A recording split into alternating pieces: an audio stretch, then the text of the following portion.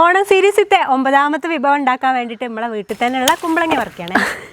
കുമ്പളപ്പുളിശ്ശേരി ഉണ്ടാക്കാൻ വേണ്ടിയിട്ടാട്ടോ നമ്മൾ കുമ്പളങ്ങ വറച്ചെടുത്തത്. പുളിശ്ശേരിക്ക് ഇതാ ഈ ഒരു വലുപ്പത്തിന് കുമ്പളങ്ങ കഷ്ണങ്ങൾ ഇങ്ങനെ അരിഞ്ഞെടുക്കണേ. കൂടെ നല്ല പഴുത്ത മധുരമുള്ള മാമ്പഴം കൂടി ചേർക്കണേ. 2 പച്ചമുളകും കൂടി എരിവിനായിട്ട് അങ്ങോട്ട് ചേർത്ത് കൊടുക്കണ്ട്. ഇനി 1 സ്പൂൺ കാശ്മീരി മുളക് പൊടിയും മഞ്ഞൾപ്പൊടിയും കൂടി ചേർത്ത് കൊടുക്കുക. കറിവേപ്പില ഇട്ട് കൊടുക്കാം. ആവശ്യത്തിനുള്ള ഉപ്പും കൂടി ചേർത്ത് കൊടുക്കാം. വെള്ളം കൂടി ചേർത്ത് കൊടുത്തിട്ട് നമുക്ക് അടുപ്പത്ത് വെച്ച് വേവിച്ചു കൊടുക്കാം. തിളച്ച് വരുമ്പോഴേ കുറച്ച് കുരുമുളക് പൊടി ഇട്ടിട്ട് ഒന്ന് ഇളക്കി കൊടുത്തിട്ട് വീണ്ടും അടച്ചേക്കാം. അപ്പൊ ആവശ്യത്തിനായിട്ടുള്ള തേങ്ങ എടുത്ത് വെച്ചിട്ടുണ്ട്. 2 അല്ലി വെളുത്തുള്ളിയും 1 ചെറിയ ഉള്ളിയും കുറച്ച് നല്ല ജീരകം കൂടി ചേർത്തിട്ട് തൈരും കൂടി ഒഴിച്ചിട്ട് നമുക്ക് അരച്ചെടുക്കാം. ഒഴിച്ചു കൊടുക്കട്ടെ. കറിക്ക് ആവശ്യത്തിനുള്ള വെള്ളം കൂടി ചേർത്തിട്ട് നന്നായിട്ടുണ്ട് ഇളക്കി കൊടുക്കാം. ചെറുതായിട്ട് ഇതേപോലെ തിള വരുന്ന സമയത്ത് നമുക്ക് ഗ്യാസ് ഒക്കെ ഓഫാക്കി വാങ്ങി വെക്കാട്ടോ. വറവിടാനായിട്ട് നല്ല നാടൻ വെളിച്ചെണ്ണയ്ക്ക് നല്ല നെയ്യും കൂടി ചേർക്കണേ. കടുകിട്ട് കൊടുത്തു. വറ്റൽമുളകും കറിവേപ്പിലയും നേരെ റെഡി ആയി നിൽക്കുന്ന പുളിശ്ശേരിയിലേക്കാണ് ചേർത്തിട്ട് പെട്ടെന്ന് അടച്ചിക്കുക. അപ്പോഴേ ഓണസദ്യ വിഭവങ്ങളിലെ 9ാമത്തെ വിഭവം മാങ്ങയും കുമ്പളങ്ങയും ചേർത്തിട്ടുള്ള നല്ലൊരു കുമ്പളങ്ങ പുളിശ്ശേരിയും കൂടി റെഡി ആയിട്ടുണ്ട്.